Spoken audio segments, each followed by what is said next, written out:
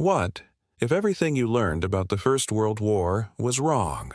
Forget the familiar story of tangled alliances, swelling nationalism, and the single shot in Sarajevo that supposedly lit the fuse. The real story, the one that changes everything, isn't about political ideology or a Serbian nationalist's pistol. It's about something far more mundane, yet infinitely more powerful: debt. You want to stay till the end of the video to find out the shocking truth.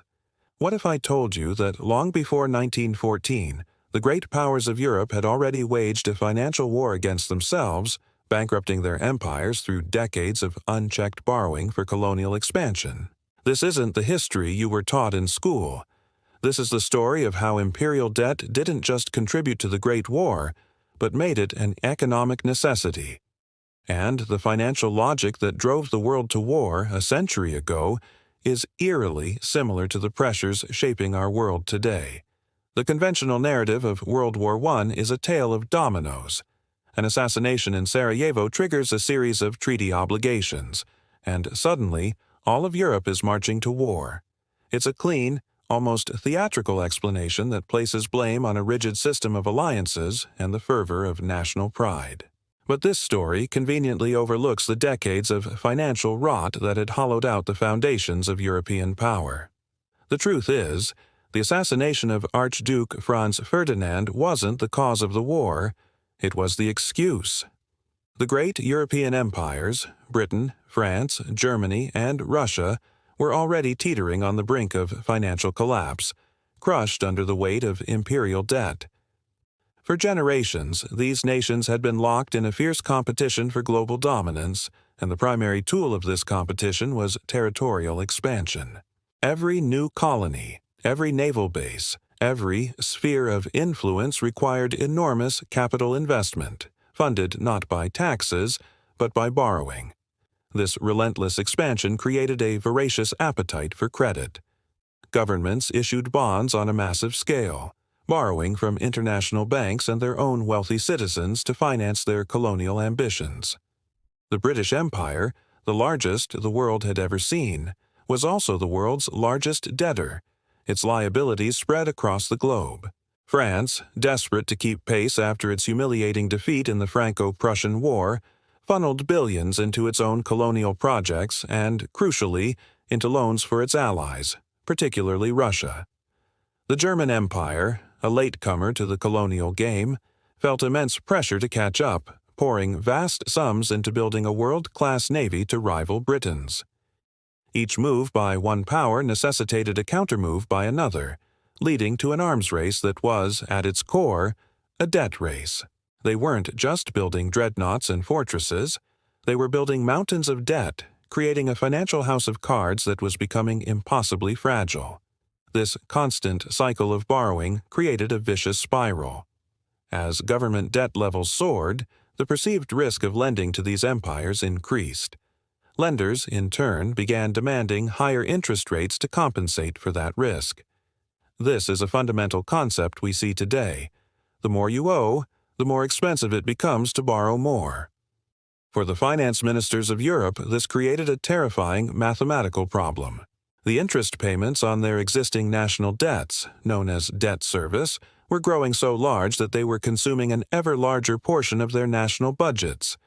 Tax revenues could no longer keep up. This mounting financial pressure transformed political rivalries into cold, hard economic calculations. The empires were trapped. They couldn't stop expanding without being eclipsed by their rivals, but they could no longer afford the interest on the debts they had already accumulated. Something had to give. For the leaders of these indebted empires, a new and dangerous logic began to take hold. If they couldn't service their debts through normal economic activity, perhaps they could do so through other means. The grim arithmetic pointed toward a terrifying solution: conquest. War, once a tool of last resort, was now being viewed through a financial lens. A victorious war could solve multiple problems at once. Defeating a rival meant the potential to seize their colonies, their industrial resources, and their gold reserves.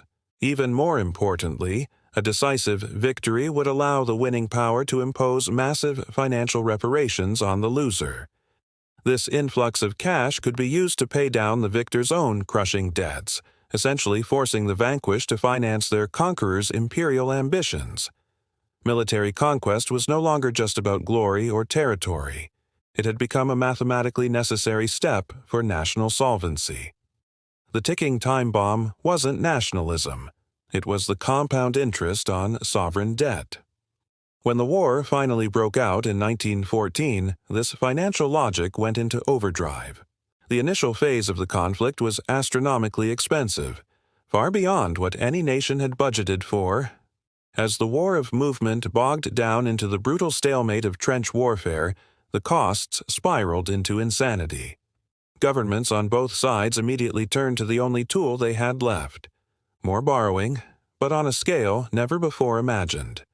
They issued massive war bonds, pleading with their citizens to lend them the money needed to fund the slaughter. But domestic savings were nowhere near enough. The Allied powers, primarily Britain and France, turned to the one nation with enough capital to bankroll a global conflict: the United States. Before 1917, while America was officially neutral, its financial institutions were anything but.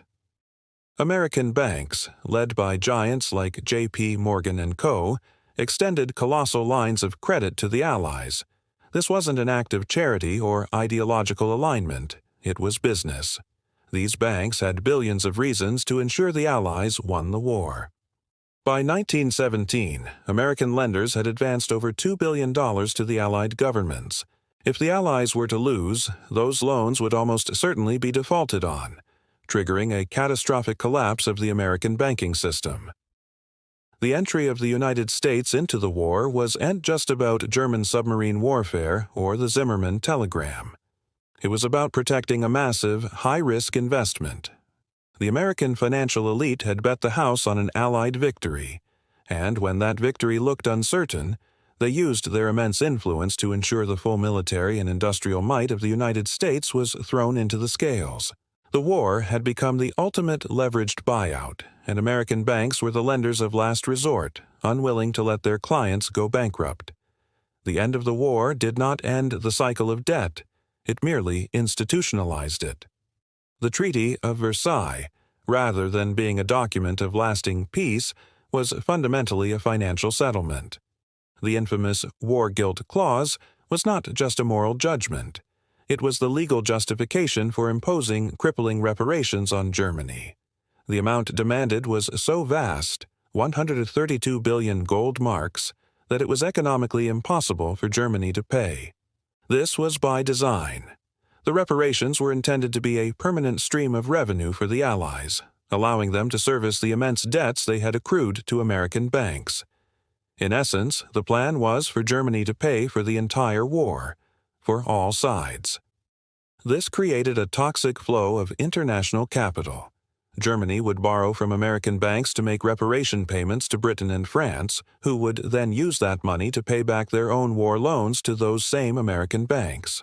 It was a circular, absurd, and deeply unstable system that ensured the financial institutions that funded the war were the primary beneficiaries of the peace. This devastating cycle, where emergency borrowing during a crisis creates permanent financial burdens, is not a relic of the past. It is a repeating pattern in modern history. Look at the financial crisis of 2008. Emergency bailouts were enacted to save the global financial system from collapse, justified as a temporary measure. Yet those temporary measures resulted in a massive transfer of private debt onto public balance sheets. Governments absorbed the toxic assets of banks, and national debts exploded. A decade later, citizens are still paying the price through austerity, reduced public services, and stagnant wages, while the financial institutions deemed too big to fail have become larger and more concentrated than ever before. The original problem was a banking crisis, but the solution created a sovereign debt crisis that has lasted for a generation. The same logic is playing out right now. The unprecedented government spending during the COVID-19 pandemic, necessary to prevent economic collapse, was funded by trillions of dollars in new debt. This emergency borrowing has created a new layer of permanent financial obligation that will shape government policy for decades to come. As interest rates now rise globally to combat inflation, the cost of servicing that massive debt is skyrocketing, squeezing national budgets and forcing difficult choices between funding social programs and satisfying creditors. Once again, a crisis has led to a solution that benefits financial institutions, the holders of that debt, while the long-term cost is borne by the public. Understanding this cycle is crucial. It reveals how sovereign debt crises, whether they lead to war or austerity, consistently seem to enrich the same financial powers while ordinary people are left to pay the bill. The story of the First World War is a stark warning. It teaches us that the most visible triggers for conflict are often just the surface expression of deeper, more powerful financial forces. The same pressures that drove empires to bankruptcy and war over a century ago, spiraling sovereign debt, rising interest rates, and the search for economic solutions through military or financial dominance, are not gone.